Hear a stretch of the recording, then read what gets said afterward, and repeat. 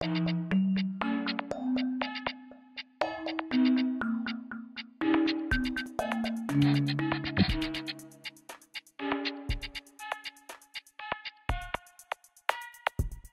l'importance de l'hygiène de main en milieu hospitalier, en fait, c'est une vieille histoire qui date du milieu du 19e siècle, où à l'époque, il y avait un médecin, un obstétricien, le docteur Ignaz Semmelweis, médecin d'origine hongroise mais qui exerçait en Autriche à Vienne, qui a montré clairement l'impact de l'hygiène des mains sur la mortalité des jeunes mamans dans son hôpital. En fait, il s'est rendu compte à l'époque que 12% des mamans décédaient quelques jours après avoir accouché de fièvre puerpérale.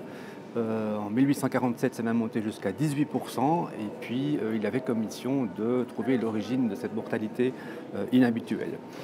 Donc je vous passe les détails de l'histoire. Il s'est assez rapidement rendu compte que, en fait, c'était les étudiants en médecine qui pratiquaient des autopsies et puis qui allaient voir ces jeunes mamans pour les examiner après leur accouchement sans se désinfecter les mains. Et le simple fait d'avoir instauré l'hygiène des mains à cette époque-là, c'était avec des produits à base d'hypochlorite de calcium. Il a pu démontrer dans les mois qui ont suivi une baisse de la mortalité. On est passé de 12 à 18%, puis de 2,4 à 1,3% de mortalité. Donc un facteur de plus de 10 fois moins de mortalité chez des jeunes mères qu'en introduisant l'hygiène des mains. Alors bien sûr, de nos jours, ce sont des études qu'on ne peut pas reconduire pour des questions évidentes d'éthique, mais on a plein d'études qui montrent encore dernièrement qu'en augmentant l'observance à l'hygiène des mains, on diminue par exemple le taux d'infection au fameux staphylocoque doré multirésistant, le MRSA.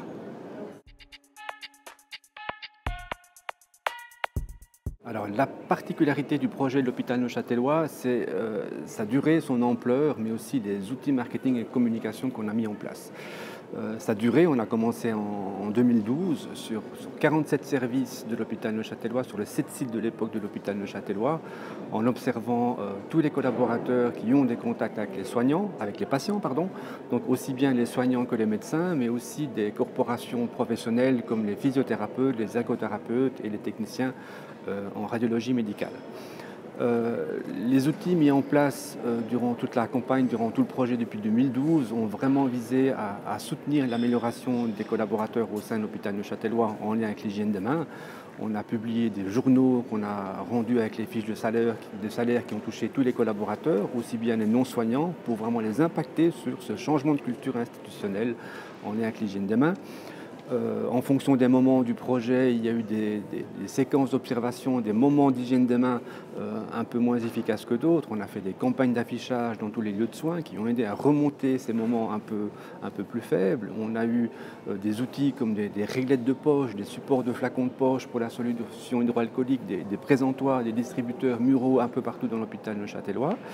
Et aussi, dans la phase de pérennisation qu'on a enclenchée il y a bientôt 2 ans, on a mis à disposition ce qu'on a appelé le kit du parfait hygiéneur, qui était pour tous les nouveaux collaborateurs et tous les collaborateurs déjà présents, tout le matériel nécessaire pour pratiquer une bonne hygiène des mains, avec aussi entre autres la crème protectrice pour la peau, pour les mains, pour qu'elles ne s'abîment pas.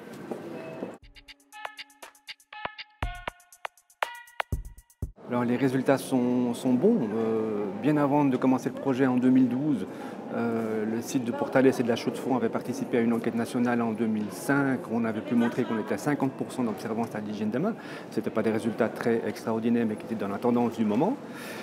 En 2012, le premier audit, on était à 61%. Donc on a vu que déjà en 7 ans, spontanément, l'évolution était quand même favorable. Et puis dès le début du projet, on avait fixé comme cible 80% minimum. À partir du 3e audit, avec les différents outils mis en place, on a atteint et dépassé cette cible de 80% pour arriver assez rapidement à 87% et se maintenir pendant tout le reste du projet. Maintenant, le projet a bien marché, il a fait des émules, vu que nos collègues de la Fédération des hôpitaux vaudois ont repris ce projet pour l'adapter à leur situation locale. Et puis 2 ans après, ils sont arrivés au même résultat que nous. Et puis depuis le début de cette année, on a rejoint un programme national auprès de Suisse Noso avec 80 sites et autres institutions médicales, où lors du dernier audit qui a été fait maintenant en début d'année, l'hôpital neuchâtelois et ses collaborateurs sont les premiers de Suisse, ou en tout cas les premiers vis-à-vis des 80 sites et institutions inscrites à Suisse Noso.